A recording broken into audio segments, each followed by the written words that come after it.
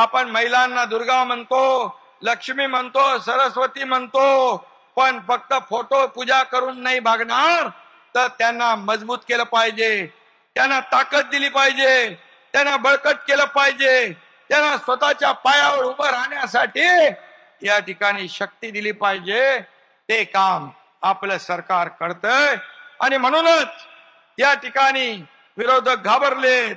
परंतु मी एवढं आपल्याला सांगतो, आपल्या माझ्या बहिणी ज्या आहेत या काय साध्या सुध्या नाहीत, दूधखुळ्या नाहीत.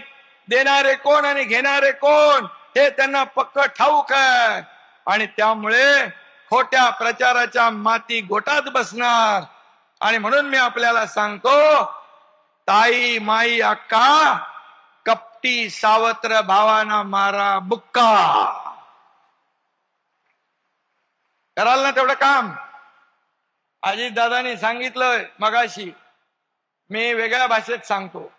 हे लोक जे योजना अडवायला आले, जे रोडा घालायला आले, योजना खोडा घालायला आले, योजना बंद पाडायला आले, त्यांना फक्त येणाऱ्या निवडणुकीमध्ये फक्त एवढंच विचारा, बाबा तुम्ही आम्हाला 1,500 रुपये मिळतात, त्यामध्ये का आडवे आलात?